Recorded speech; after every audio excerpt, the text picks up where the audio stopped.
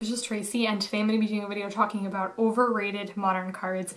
And let me tell you, I'm so ready for people to completely hate on me and completely hate on this video because I think, some pretty unpopular opinions. I mean, that's like the point of this video. It's to talk about overrated modern cards. Kind of a funny story, actually. I started this kind of list going pretty strong and I was feeling really confident about what I was picking. I found it actually really hard to pick up on a lot of cards that were on the list, so I have to say this is probably going to be the only video in this series. I mean, I can't make this a series because, like I said, I feel like I was struggling enough to come up with 10 on this list. So you know what, my whole thing with these is this is my view on it, this is my take, and this is just my experience with these cards, whether I've played with them or I've had other people play with them, and I'm just gonna give my analysis and my reason, and if you disagree, it's fine. There's no reason to get like super heated about magic cards. They're literally magic cards. I'm not telling you to stop playing with these cards if you play them. I'm just giving my take on them because I can already tell there's gonna be some major hate. Whatever, comes with the territory. Okay, cool. So first card, I mean, if you know anything about me, you know that I don't like Tarmogoyf. I mean, that's literally not a secret. I'm very open about not liking Tarmogoyf. Sometimes it's a 7-8, sometimes it's a 5-6, sometimes it's a 2-3, sometimes it's a 0-1. You know, I mean, I don't like it. I think it requires, in my opinion, what I think, how I view decks and how I view deck building is that a lot of the decks should work, you know, together. And I think a card like Tarmogoyf, you need to have, I feel like you want to keep in mind, you want to maximum the amount of value on your Tarmogoyf because you're going to be running 4 of them. You want to make sure you've got, you know, a smooth amount of instants, a smooth amount of sorceries. And what I mean by that is you want to have enough instants, enough sorceries, enough planeswalkers so that you can get that sort of synergy going. I've totally seen Tarmogoyf wreck, and I'm not saying that it's not good. I mean, it's fine by any means, but I'm not saying that it's the best magic card ever. There's no reason that this card should literally be more than like $20, really. I'm just giving out a number. I'm not saying that that is what it should be, but there's no reason this card should just be massively expensive. I mean, honestly, like, I just think the format should be more accessible to more people modern because it's, you know, it's just way too expensive as it is, because there's these cards like Tarmogoyf that people who are just getting into modern think that they see on everyone's deck list, they think that they automatically should be running it. I mean, I've done multiple decks that are green that don't include Tarmogoyf. In the future, I'm going to be doing a Bant deck, which doesn't run Tarmogoyf. It runs other sweet value creatures, other sweet toolbox creatures. A lot of people will tell you that Goyf is in there. Personally, I don't agree. I think there's definitely substitutes, and also for people who I know are on a budget, you don't need Tarmogoyfs. There are other cards that you can find, I promise. Okay, next card. I haven't really talked that much about this card. I feel like I haven't really mentioned it really at all, I don't think. That's Cryptic Command. And I remember when I was getting into, oh, my necklace is sticking out. That's really bothersome. Sorry, guys. I remember when I was getting into the format, and when I was playing like Grixis Control, everyone was like talking about Cryptic Command, blah blah blah. And I mentioned this in actually a video recently about how I really hate how people run Cryptic Command in like tri-colored decks, because you're really just screwing yourself unless your deck is primarily blue and you have access to a ton of blue symbols. You start throwing in other colors when you have like a decently even mix of those colors. You really need to account for the triple blue in this. It can be extraordinarily hard to cast when you're running triple colors. I'm just telling you from memory of running Grixis Control, I couldn't really tell you at the times where I had like this many blue symbols on the field, and especially keep in mind that you're probably going to be Snapcaster maging plus Cryptic Command, so you need an additional blue symbol, so you need 4 blue symbols on the board. I think if you're doing like a mono blue deck, I'm going to be doing a, my next deck tech on my channel is actually going to be blue black fairies. I'm actually going to be running Cryptic Commands, so I know that can be like a little bit confusing, like you're running Cryptic Command there. Again, it's a 2-color deck. I think people try to squeeze Cryptic Command into tri-color decks. In my opinion, it totally doesn't work. You have 4-color decks. What are you trying to do? Honestly, don't think it's that good. I do think this card is good. I just don't think it's good in that, though, you know, those decks that people try to stuff it into. Do it in 2-color decks. You need to do it in 2-color decks. I don't think you can get away with this card in tri-color decks or 4-color decks. I just don't think it works.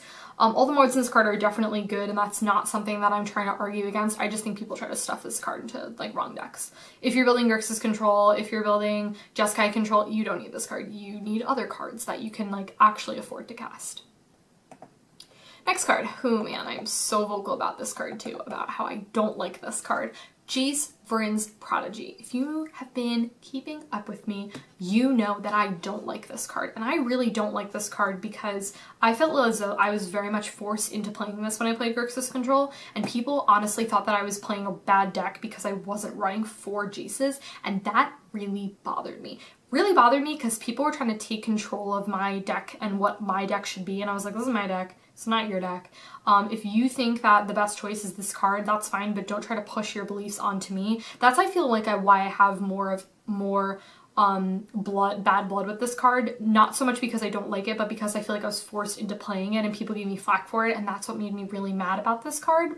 I think if it wasn't like that, I think I would have had a better relationship with Jace, but, you know, Jace and I are kind of, or baby Jace and I are kind of like meh, because I don't, you know, I'm not saying it's not a bad card. I do think it's, I feel like that's been the theme, is I don't think these are bad cards. I just think they get overhyped, like this is the best card ever, and I'm like, you sure about that? Okay. Sorry guys, I thought I heard my thing stop filming. My camera's like really old. My camera's like 5 years old at this point, so it's kind of old. And I use it like all the time, so it's not like, oh, I use it like 2 times a month. No. Yeah, I don't know. I mean, it's like you draw a card and then you discard, and then you've got 5 cards in your graveyard, you can transform him, and then he becomes Jace Telepath Unbound, and then he has these abilities, and like the copying, and like the, just overrated. Just entirely overrated. Again, not the card is bad. I just think that more people are like totally hyping this up. I build like every blue deck and I don't run this card in there. Every blue modern deck, and I don't put him in there for reasons. Also, there was one point where he was like $90, which was absolutely outrageous. Okay, I know I'm talking about a lot of blue cards. There's another blue card. Ancestral Vision. This was another card that I have hate on because this was when Goblin Dark Dwellers plus Ancestral Vision kind of came into be a thing. And so many people were like, you should run Ancestral Visions in your Grixis Control deck. And I was like, no. One, I'm not paying that amount of money for those cards because I don't know if I'm going to be changing decks in the future. And 2, I like my deck how it is, so I'm not going to be changing it. And I'm not adding this card because I don't remember how much it is right now, and I don't know what it was, but it was expensive, and I was like, I'm not purchasing 4 of them. So you have the suspend ability, so keep in mind when you're playing a sort of blue strategy that your main thing is to draw answers. Ancestral Vision is an answer 5 turns from now. You play it and then, you know, you tick it down. So basically, it is not a good card to be drawing when you really need a card that actually does something that turn. It's literally a useless card. Yeah, it's good in 5 turns. Guess what? Sometimes you don't have 5 turns to cast this card. I have such strong feelings. I do not like this card. I just don't. Being very open and blunt about it. The others, I was like, yeah, I kind of know. I don't like Ancestral Vision. I just do not. That was the whole thing, is everyone was counting on the synergy with Goblin Dark Dwellers, and I was like, what if you don't have that? And you're near death, and it would really help if you cast, you know, an answer. Ancestral Vision is not an answer. It's an answer a million turns too late, which sometimes you don't have that. Because when you're playing a blue strategy, you absolutely need to be drawing answers literally like every turn. And when you're not, your deck suffers and your game suffers because your opponent draws answers and you don't. And it sucks. This card is extraordinarily popular. I think this is on a lot of people's top lists, really, for Jund, and that is Dark Confidant, otherwise known as Bob. One day I will do a Jund deck tech, and I will not put Dark Confidant in there. I'm such a risk taker. I'm a rule breaker. I don't like this card. And everyone says that the cards that you draw, it's like unparalleled because you are going to draw so many cards and you really, really need to have those cards so that you can, you know, get your answers. Again, I feel like this is a very similar situation with Tarmogoyf, is that you kind of need to revolve your deck around Tarmogoyf and you need to revolve your deck around Dark Confidant. You need to be very careful not to run things that are too high mana cost, because let me tell you something, if you're running like 4 Dark Confidants and you've got like 2 on the battlefield and you have like some sideboard card that's like 5 mana, that's like a creature, or like a Huntsmaster of the Fells that's like 4 mana, you just lost 8 life off of 2 of your Dark Confidants. Whenever your opponent is playing a deck that is not interactive, that doesn't remove your Dark Confidants, your Dark Confidants can actually hurt you more than they can help you. Again, it's been like an instance with Tarmogoyf. I have seen Dark Confidant be great. I've seen my opponent draw cards. I think it can be an important card if you're running a lot of Liliana the Veils and hand disruption cards that you also need to, like Liliana, you need to discard as well. So I think that can be the reason why you want a little bit more card advantage, but I don't think it's worth it. I think you lose way too much life. I've seen this card hurt more. I've seen it hurt a lot of people. But jump players swear by this card. Jump players swear by this card and say that it's unparalleled what they draw, but I don't see it. Another card that I think, in my opinion, hurts you more than it helps you, Eidolon of the Great Revel. I don't like this card at all. I absolutely hate this card. You will see me do variations of burn builds, like I've done Jeskai burn. I may do like another version in the future of another burn build.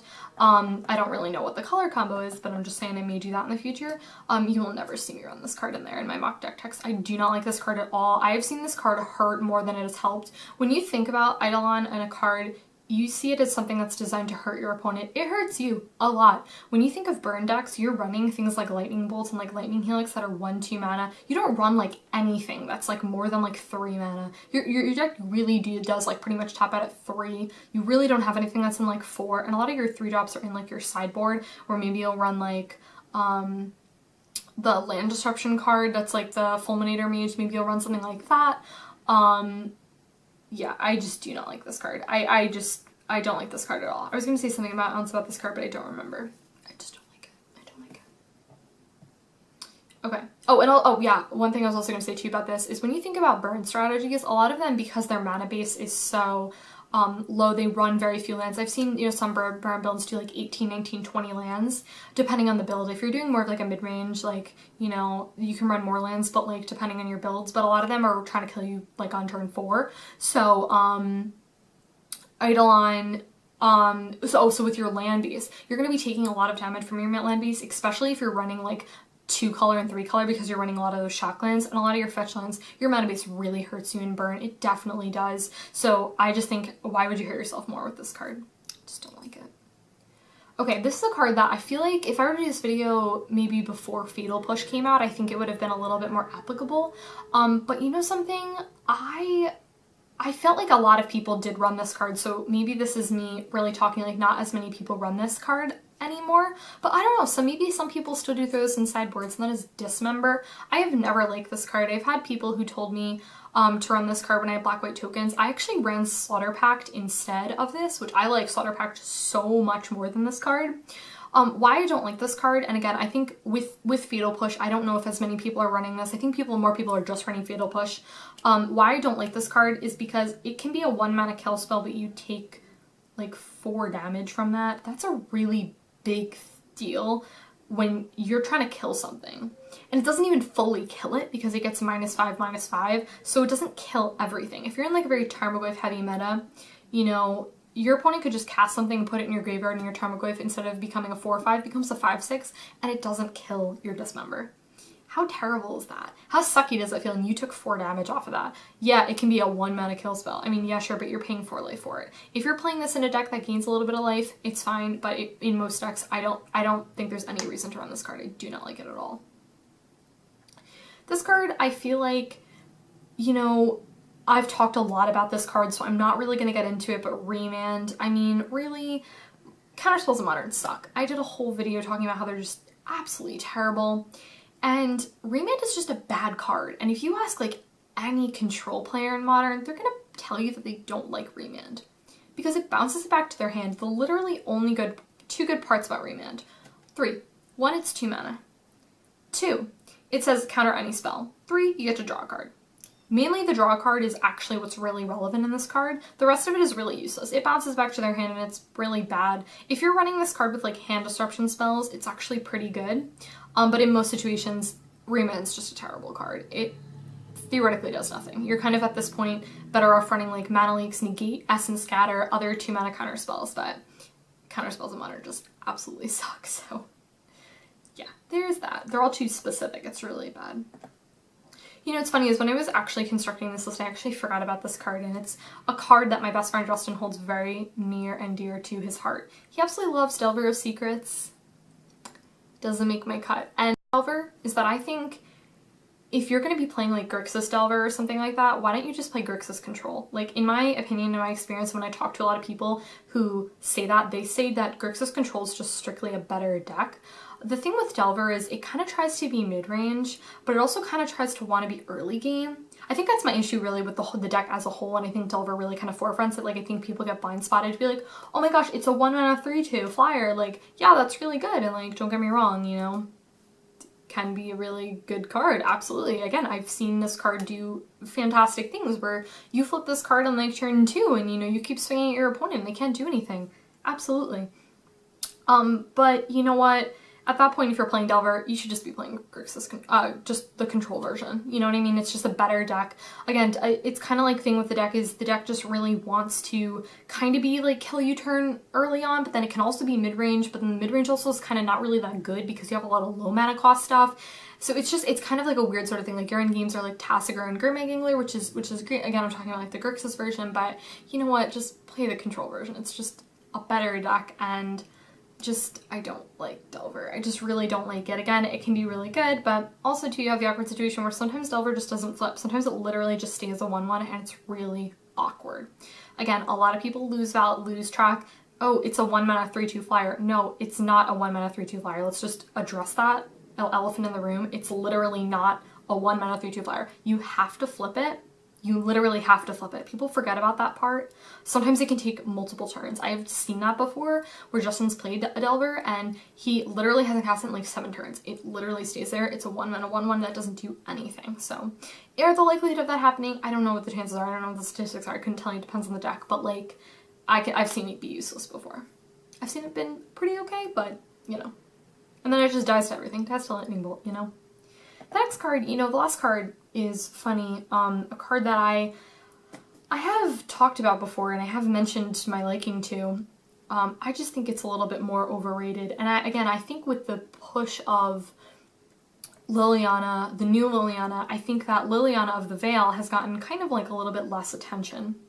Because I think the other Lily that I'm blanking on the name of right now, it's the new one that everyone's playing. That's like the first ability is like opponent gets like target creature gets -2/-1. What I kind of think about Liliana though is I think it's kind of a weird, she's a weird card. And again, I totally love Liliana. She's like one of my favorite planeswalkers. And I do like this card, but I think it's another card I don't really understand why this card is like $1 million. It shouldn't be. It really just, there's no reason for it, especially with the rise of the new Liliana.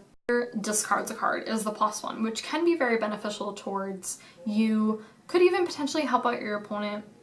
Target player sacks a creature. You know, this gets through a lot of things, which I think is really good. It's you're targeting the player, you're not targeting the creature, so it gets around, you know, sort of things like protection types of things. And the last ability, you know, you separate them into 2 piles and they sack it, like whatever. I just think she doesn't do enough to the board. Like, I just don't think she impacts the board enough. Like, I think with the rise of the new, I really need to look up the name of this because I'm sorry guys, I don't remember the name of this. It's the new Liliana. I don't know why I can't think of what the name of it. The Last Hope? Yeah, Liliana the Last Hope. I just think she's more proactive. I just think she stops a creature. I think if you're comparing them side by side, because the thing is that people do that because with these two, like, you're gonna see in like decks like Jund, like people are gonna be running like, you know, most of them are gonna be running Liliana the Last Hope because they just think, you know, she works a little bit better. I don't think she's bad. I just think she's kind of put on like a higher pedestal. And like before Liliana the Last Hope came out, I think everyone was just seriously all over of the Veil. Like, oh my gosh, she's amazing. She, you know, whatever. I just don't think she impacts the board, I think, as much as, you know, because if you're in a matchup where your opponent is playing an aggressive strategy, which a lot of the format really is about that right now, a lot of like toolbox type decks, you know, they're going to be swinging Liliana and she maybe made your opponent discard like 1 card. Which, you know, sometimes it's not really that helpful. They get to choose the card, really. Whereas, like, let's look at both possibilities. Liliana the Last Hope possibility is much more impactful, I think, to the game. Well, I think it depends, but I think it can be much more impactful. You have the potential to kill a creature. Whereas they just get to discard a card. They discard a land, who cares? And also, too, some decks do rely on their graveyard, which Liliana of the Veil really is pretty useless at that point. And you totally want to take her on sideboard because you don't want your opponent getting things in your graveyard, so. I think just comparing them, like, because I think, again, I think it's really hard not to compare them because, you know, a lot of people are debating, like, what do I run in this version? Do I run Of the Veil? Do I run The Last Hope? Like, what do I do? Yeah, and I think Liliana The Last Hope's ability, minus, is really fantastic. Getting your Snapcaster Mage back is just absolutely incredible. And, you know, getting cards in your graveyard I think is just fantastic. Milling the top two, and the potential to get those back with, like, Snapcaster Mage, I just think is really fantastic. So yeah, guys, that was it. That was it for talking about overrated cards in Modern. Like I said, I had a really kind of tough time coming up with this list. There were a couple of obvious heavy hitters that I knew I wanted to address, but a lot of them I was kind of like Lily, like I like her, but it's not that I don't like her. I just think she's kind of like over, I think she's, you know, talked about a little bit too much, where I think, you know, Last Hope I think is really trying to take over and stuff. So yeah, I think that was all I wanted to say. I will talk to you guys later. Bye.